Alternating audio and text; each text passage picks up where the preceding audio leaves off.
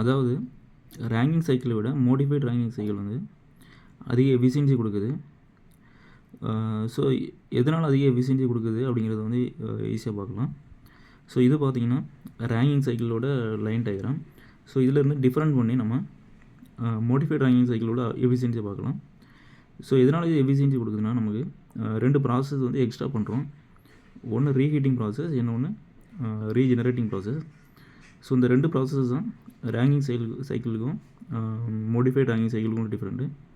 So நார்மலாக நமக்கு ranking சைக்கிளில் எடுத்தாச்சுன்னா, ஸோ பாய்லர்லேருந்து நமக்கு ஸ்டீம் வந்து டர்பைன் ரன் பண்ணுது. ஸோ அதை அப்படியே கண்டென்சரில் கொடுத்து கூல் பண்ணி ஃபீட் பம்ப் மூலமாக அப்படியே மறுபடியும் பாய்லருக்கு அனுப்பணும். ஸோ இது நார்மலாக ரேங்கிங் சைக்கிள் நடக்குது. ஸோ நமக்கு மோடிஃபைட் ரேங்கிங் சைக்கிள் பார்த்திங்கன்னா,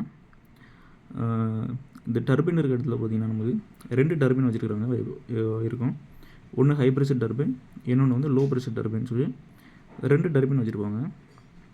ஸோ நமக்கு பாய்லர்னு வரக்கூடிய ஸ்டீம் பார்த்திங்கன்னா சூப்பர் ஹீட் ஆகி ஹை ப்ரெஷர் ஃபஸ்ட்டு வந்து நம்ம ஹை ப்ரெஷர் டர்பைன் வந்து ரன் பண்ணோம். ஸோ ஹை ப்ரெஷர் ரன் பண்ணிட்டு நமக்கு நெக்ஸ்ட்டுன்னு வச்சுருப்பாங்கன்னா லோ ப்ரெஷர் டர்பைன் இருக்கும். ஸோ இந்த லோ ப்ரெஷர் டர்பைனுக்கு நமக்கு ஸ்டீம் வரும்போது என்ன செய்யணும்னா, ஹை ப்ரெஷர்லேருந்து எடுத்து அப்படியே மறுபடியும் பாய்லரில் போய்ட்டு ரீஹீட்டர் மூலமாக ரீஹீட் பண்ணி லோ ப்ரெஷர் டர்பைனுக்கு நம்ம வந்து சென்ட் பண்ணுவோம். ஸோ இந்த மாதிரி பண்ணுறதுனால நமக்கு கூடுதலாக வந்து எஃபிஷியன்சி அதிகமாகும். ஸோ வந்து பவர் ஜெனரேட்டும் நம்ம வந்து அதிகமாக பண்ணலாம். ஸோ இது மோடிஃபைட் ரேங்கிங் சைக்கிளோட one of the advantage. So அடுத்தது பார்த்திங்கன்னா,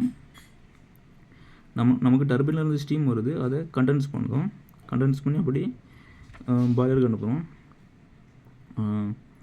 ஸோ நம்ம கண்டென்சேஷன் பண்ணும்போது நமக்கு ஸ்டீம் பார்த்திங்கன்னா நமக்கு லிக்விட் ஸ்டேஜாக மாறுது. ஸோ லிக்விடில் டெம்பரேச்சர் கம்மியாக தான் இருக்கும். ஸோ அதனால் நமக்கு பாய்லரில் கொடுக்கும்போது லோ டெம்பரேச்சரில் தான் நம்ம கொடுக்குற மாதிரி இருக்கும்.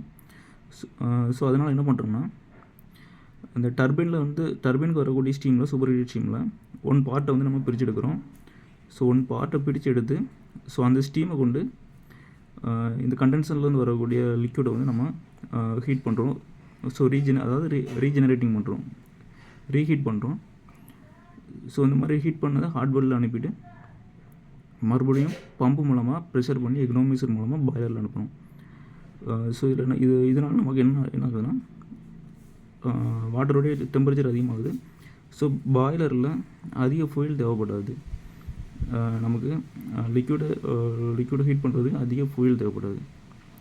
ஸோ இந்த 2 ப்ராசஸும் எக்ஸ்ட்ரா பண்ணுறோம். ஸோ இது பண்ணுறதுனால நமக்கு டர்பைன் மூலமாக நமக்கு வந்து தெர்மல் எஃபிஷியன்சி அதிகமாகுது. ஸோ ஃபியூயலும் அதிகமாக வந்து பயன்படுத்த வேண்டிய தேவையில்லை. ஆனால் அதே நேரத்தில் டிஸ்அட்வான்டேஜ் பார்த்திங்கன்னா, நமக்கு வந்து இது ஒரு காம்ப்ளெக்ஸ் ப்ராசஸ். அது மட்டும் இல்லாமல் எக்ஸ்ட்ரா காஸ்ட் வந்து அதிகமாக நமக்கு வந்து இதில் வந்து ப்ரொவைட் பண்ணுற மாதிரி இருக்கும். ஏன்னா இதில் வந்து நம்ம எக்ஸ்ட்ரா ஒரு ரீஹீட்டர் வைக்கிற மாதிரி இருக்கும். ஸோ எக்ஸ்ட்ரா ஒரு ரீஜெனரேட்டர் வைக்கிற மாதிரி இருக்கும் இந்த சைடில். ஸோ இதனால் வந்து மோடிஃபைட் ரேங்கிங் சைக்கிள் வந்து நமக்கு எக்ஸ்ட்ரா காஸ்ட் பார்த்திங்கன்னா எக்ஸ்ட்ரா தேவைப்படும்.